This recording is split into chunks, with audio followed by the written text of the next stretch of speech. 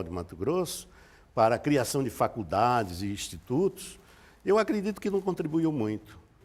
Porque hoje o Conselho Universitário, você para conseguir reunir, não sei quantos hoje, né, tem mais de 50 membros, Conselho de Ensino e Pesquisa. Né, e naquele tempo não, com 21 professores você compunha o Conselho Universitário, você compunha o Conselho de Ensino e Pesquisa. Né, os debates eram muito mais próximos, era muito mais interessante, as ideias fluíam, né, com certa facilidade, as conversas se entrelaçavam, né, as pessoas conversavam mais. Hoje torna-se um pouco difícil, inclusive a condução de um conselho desse tamanho. Né? Então, naquele tempo, você vê Viçosa, que tem uma grande universidade, continua centro, né? E todas as outras universidades que eu conheço continuam centro. A Universidade Federal do Ceará, a Universidade Federal de Pernambuco, todos eles têm lá o centro, com seus cursos, né, com os seus departamentos, com os seus colegiados, né, funcionando plenamente. E aqui está funcionando bem, não tenho o que queixar, mas eu acredito que a estrutura de centros, para mim, na minha visão, seria melhor. Uma questão que eu achava complicada com relação ao centro é que, por exemplo, você entrava, por exemplo, no Centro de Ciências Sociais para fazer geografia, mas você fazia o básico. O básico significava que você fazia com os outros alunos dos outros cursos, algumas disciplinas. E, no decorrer desses 2 anos, você poderia, eu penso, que ter a possibilidade de trocar para a hora que fosse para o profissional para um outro curso. E aí você poderia alternar. Ou essa possibilidade não existia? Desde que você tinha feito para aquele curso, você tinha que manter-se naquele curso. Então, por que o básico? O básico era mais um reforço do ensino médio. E até hoje nós temos o mesmo problema no ensino médio. Você verifica que continua o mesmo problema. Então, o básico, ele existiu, ele foi construído para nivelar o estudante que saía do ensino médio, tá, num patamar de conhecimento onde ele poderia depois entrar no curso propriamente dito nas disciplinas profissionalizantes. Então, é aí que existia o básico. E é o que hoje o Tratado de Bolonha está configurando na Europa. Na Europa você entra num curso superior, se bem que não se compara o ensino médio lá com o nosso, né? E você faz 3 anos de cursos profissionais e depois você é obrigado a fazer o mestrado, imediatamente. Quer dizer, são os mesmos 5 anos que você tinha naquele tempo do curso universitário, só que agora eles condensaram mais o curso em 3 anos, o mesmo conhecimento que você adquiria em 5, você vai ter que adquirir em 3. E aí você vai ter que fazer o mestrado. Então, eu acho que é uma grande oportunidade do Brasil começar a estudar essa possibilidade de se implantar aqui. Aí você obrigaria, de fato, fazer com que o ensino médio se tornasse de excelência, como deve ser, todos os cursos. E só assim nós deixaríamos, Fernando, coisa que me deixa apavorado, é o ensino de qualidade. Olha, todo ensino tem que ter qualidade. Essa palavra qualidade está demais aí. Tudo que nós fazemos, como profissionais ou não, tem que ter qualidade. Então, por que reforçar com a palavra qualidade? Realmente eu fico doente quando eu falo o ensino de qualidade. Tudo tem que ter qualidade. Tudo que nós fazemos como profissional, como gente, como pessoa, nós temos que pôr qualidade. Quer dizer, é a nossa alma nisso aí. Então, eu acredito que vamos chegar lá. Na sua opinião, o que fez a universidade dar tão certo?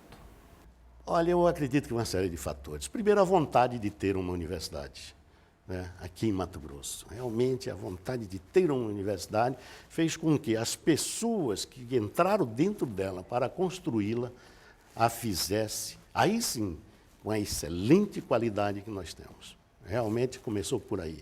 Segundo, gestão. Né? O reitor, professor Gabriel, com esse jeito tranquilo de administrar, com essa paciência que ele tem e com a sabedoria que lhe é dotado, realmente ele soube colocar as pessoas nos lugares certos, né? E aí, e o amor que nós criamos, todos nós, pela própria instituição. Então, isso aqui é nosso, isso aqui é de Mato Grosso, isso aqui pertence aos mato-grossenses. Então, nós temos que fazer com que ela realmente se torne exemplo lá fora. E foi o que ocorreu. Hoje, a universidade está aí para todo mundo ver e aplaudi-la. Eu digo assim. A universidade nasceu como Unicelva. Ela deixou de ser Unicelva? Veja bem, não é que ela deixou de ser Unicelva. Ela tinha que ver também os outros sistemas, os outros biomas. Não poderia ficar só olhando para a Amazônia. A ideia inicial era que a Unicelva, com esse título, ela teria, em Aripuanã, como foi o primeiro grande trabalho, se implantar ali a cidade dos cientistas, né, que era o grande sonho do Dr. Gabriel, era que ali tivesse um centro de pesquisa amazônico. E se isso tivesse perdurado, hoje a Amazônia não seria o que é e nós teríamos um conhecimento fantástico da Amazônia. Lamentavelmente, não deixaram que isso ocorresse. Fizeram a universidade acordar antes do tempo. Quer dizer, o sonho deixou de ser realizado. E aí nós temos outros biomas que nós temos aí, o Pantanal, nós temos o Cerrado, nós temos o Araguaia, né?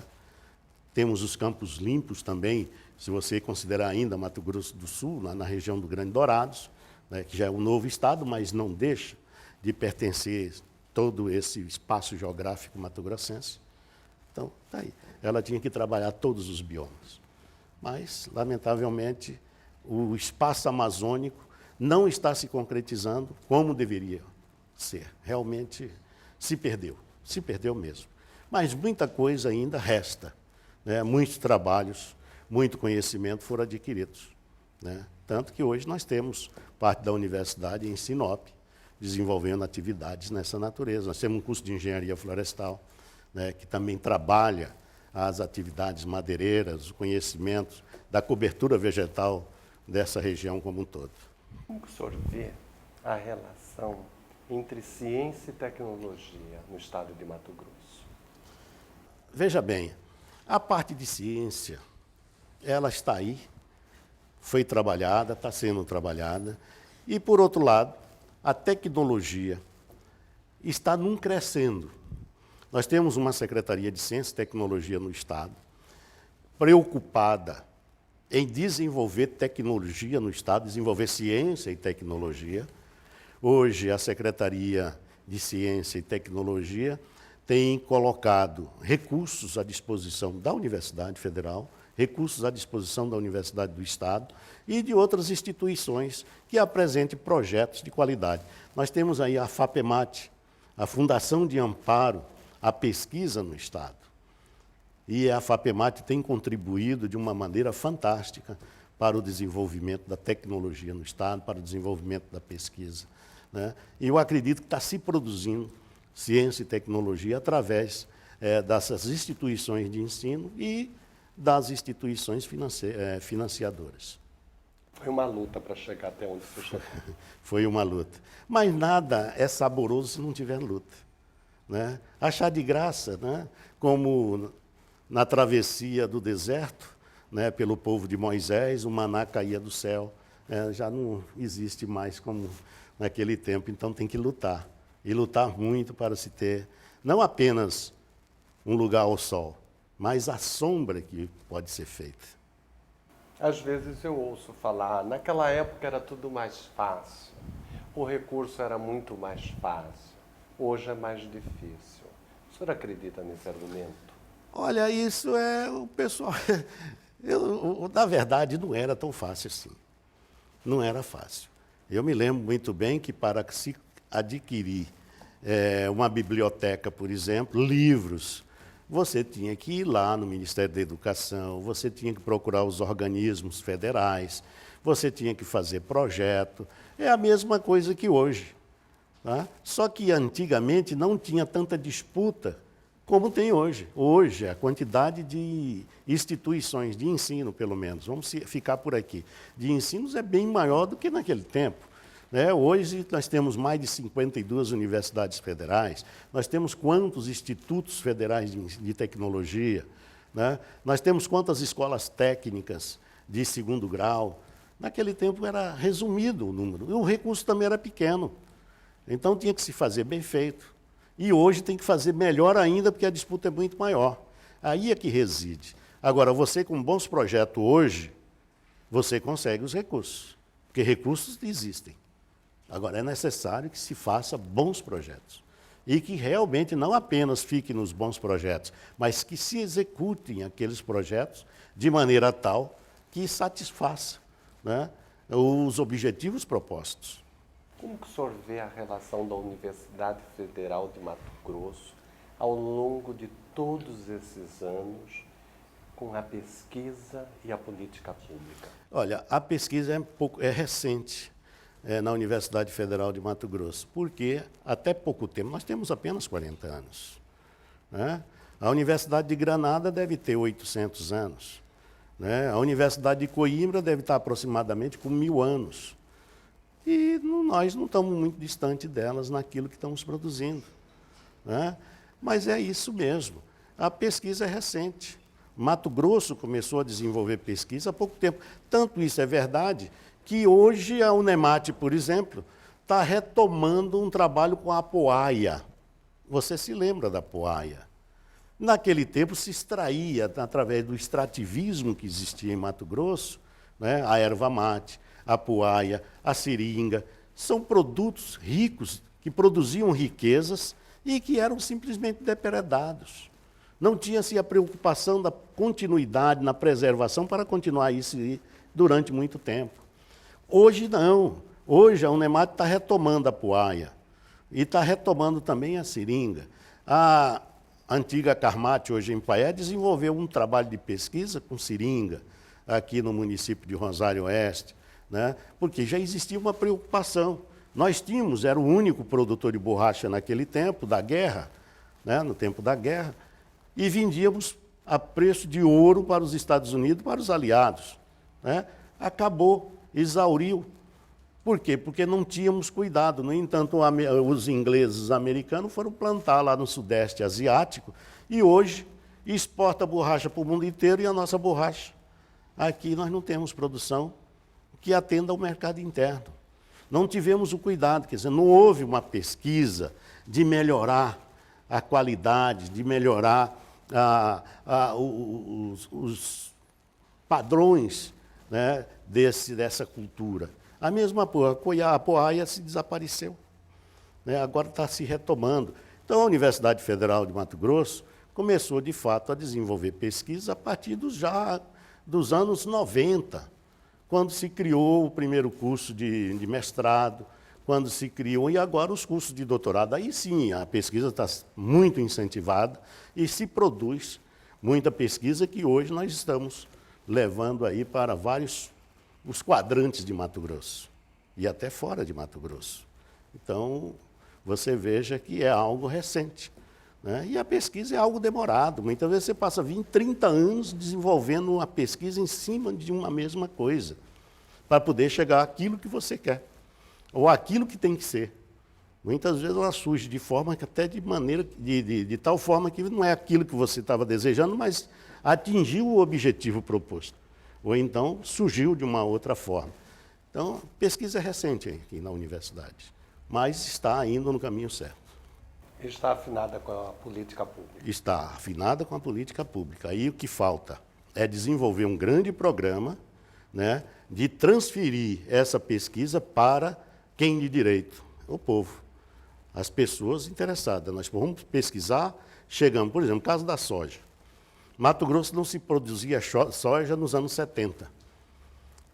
O governador Fragelli desenvolveu um programa em Dourado chamado o fenômeno soja e trigo. O que ele queria com aquilo? Ele queria desenvolver ali, numa simbiose, numa alternância, soja e trigo, ou seja, vamos produzir trigo, vamos produzir soja. Por quê? Porque a gramínea suga muito o solo, e se você continuar plantando durante muito tempo gramínea, vai exaurir o solo. Se você plantar uma leguminosa alternando um ano soja, outro ano uma gramínea, você vai manter aquele solo com um padrão de produção e produtividade relativamente interessante. E ele tentou fazer isso em Mato Grosso do Sul. Lamentavelmente, se parou. Mas lá, alguma coisa foi feita. A extensão rural, através da Carmat, quando houve um programa aqui em Mato Grosso e no Brasil, um convênio Brasil-Japão chamado Corredores de Exportação, onde o Japão se propunha a comprar 4 produtos agrícolas brasileiros: soja, sorgo, milho e carne. Tá? Então, a Carmat, naquele tempo, desenvolveu um treinamento dos seus técnicos, mais de 100 e tantos técnicos, para se aperfeiçoarem no conhecimento desses 4 produtos. E assim foi que ocorreu. E hoje, Mato Grosso é o maior produtor de soja do Brasil. É o primeiro de milho, né? Grande produtor de sorgo. Né? Hoje, o maior bovino rebanho do país é nosso. E a universidade participou através do Centro de Ciências Agrárias.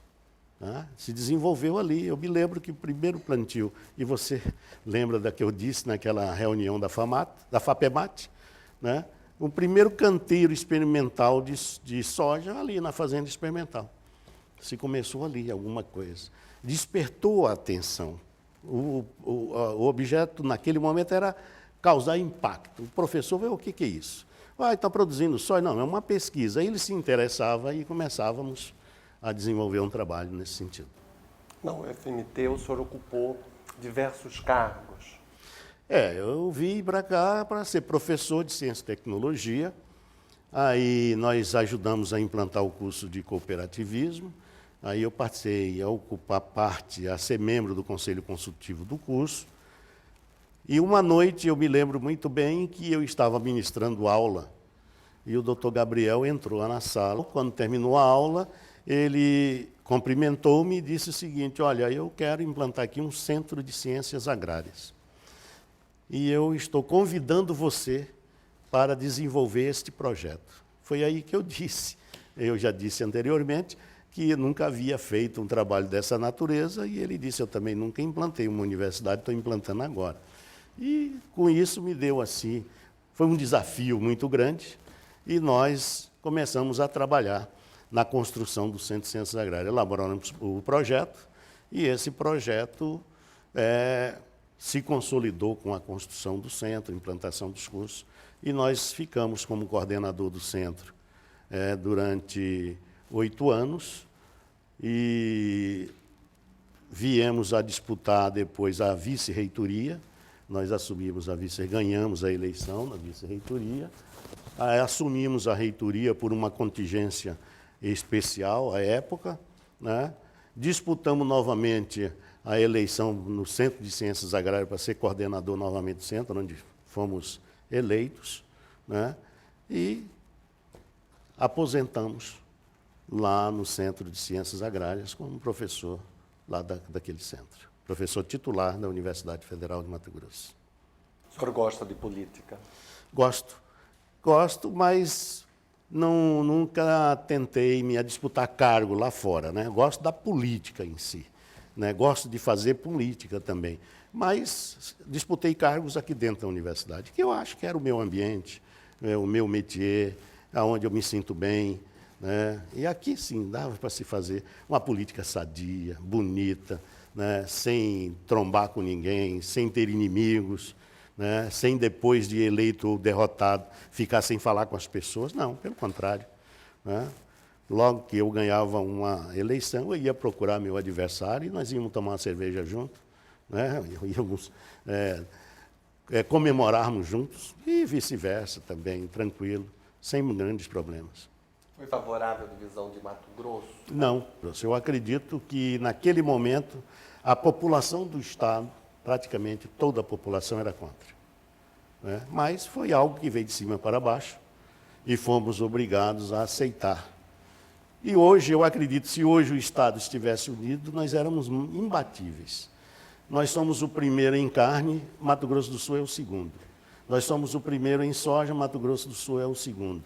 Né? Somos o primeiro em algodão no Brasil, todo 50% da produção de algodão está aqui.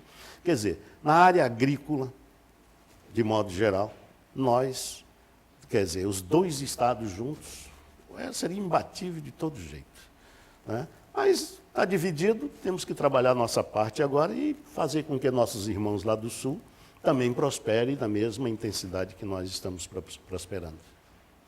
A época da divisão, a Universidade Federal de Mato Grosso, ela foi muito importante. Se ela não existisse, Mato Grosso talvez não estaria no patamar que está hoje. Mato Grosso continuaria aquele estado ainda um pouco pequeno, não no tamanho, pequeno na sua dimensão econômica, na sua dimensão cultural, na sua dimensão educacional, né? Estaria pequeno. A universidade foi muito importante. Eu acredito que ela foi o sustentáculo, né? Para que Mato Grosso, de fato, não viesse retroceder no tempo, né? Como se esperava. Porque a expectativa era a pior possível. Porque nós tínhamos apenas Cuiabá, né?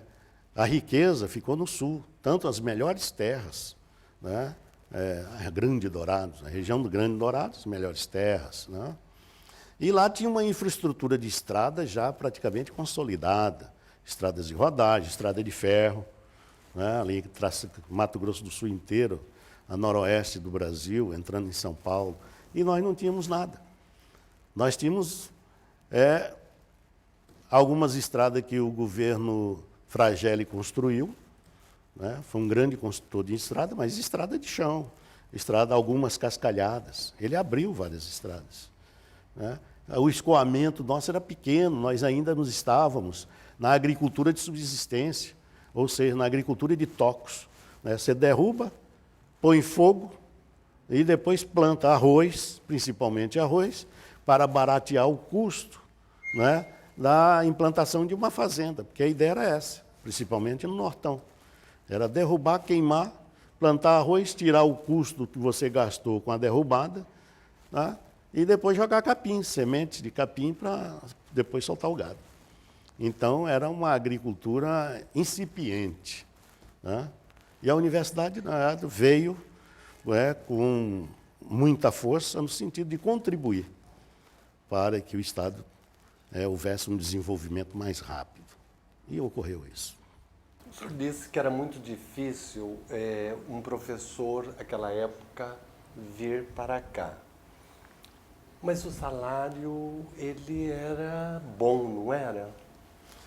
Só que o salário era bom, mas o valor, como diz o doutor Gabriel, era amazônico. Era um salário bom, mas amazônico, ou seja, aqui não tinha com que você gastar o dinheiro, e quando tinha os produtos eram muito caros. Quer dizer, eram muito caros. Então, o que é que se fazia? Se contratava o professor e, se ele fosse casado, contratava a esposa dele. Porque somava-se os dois salários e aí sim teria condições de ter uma certa tranquilidade na sua manutenção, né, como pessoa, como família aqui. Então se fez muito isso. De fato, o salário era considerado bom. Mas esse considerado bom, eu não sei até que ponto em relação às outras universidades. Porque lá tinha todo... Você vai na Universidade Federal do Rio de Janeiro, o salário nosso poderia ser um pouco maior que o de lá. Mas aqui, os produtos, quando chegavam aqui, chegavam muito caros. O transporte encarecia consideravelmente cada produto que chega. Nós não tínhamos produção de quase nada. A nossa produção agrícola ainda era pequena, né? E os produtos manufaturados, industrializados? Lá não, lá tinha indústria, lá tinha tudo. Então, o nosso dinheiro aqui era mais só para a manutenção mesmo das pessoas. Aí contratávamos a esposa, né, ou alguém da família ali para poder ter mais. E o interesse, inclusive, de manter e segurar o professor aqui, porque não íamos segurar. Realmente era muito difícil isso. Professor Helmut, muitos professores, inicialmente, tiveram que sair para fazer os seus cursos de mestrado, de doutorado. Havia um projeto de capacitação. Isso foi o embrião dos futuros mestrados, doutorados. Como que foi essa fase na Universidade Federal de Mato Grosso? Foi uma fase muito interessante, Fernando, porque quando, nos anos 70, e eu me lembro muito bem disso, nós tínhamos apenas 3 professores fazendo curso de mestrado, inclusive no exterior. 3. Eu posso até, lembro-me o nome deles, professor Joaci da Silva, Clóvis Nobre de Miranda e o professor Zanata. O Zanata fazia o doutorado dele no México, Joaci Silva estava fazendo sua pós-graduação nos Estados Unidos e o Clóvis, professor Clóvis Nobre de Miranda, também nos Estados Unidos. E quando nós implantamos o Centro de Ciências Agrárias, o programa PEAS contribuía com uma bolsa muito significativa para o preparo dos professores das ciências agrárias a nível de mestrado e doutorado. Como os professores que foram contratados não tinham curso de mestrado, então encaminhamos aproximadamente 70 professores para o curso de mestrado, em várias universidades brasileiras, tá? Dentro das que, naquele tempo, já existia o mestrado. Eu posso citar Pernambuco, Viçosa, Ceará, Piracicaba, né? Rio Grande do Sul, e outros que, no momento, me foge o nome. Mas encaminhamos esses 70 professores para cursarem mestrado. Ao retornarem, assumiram as suas atividades docentes e, ao mesmo tempo, não descansamos e começamos já a montar um projeto do doutorado.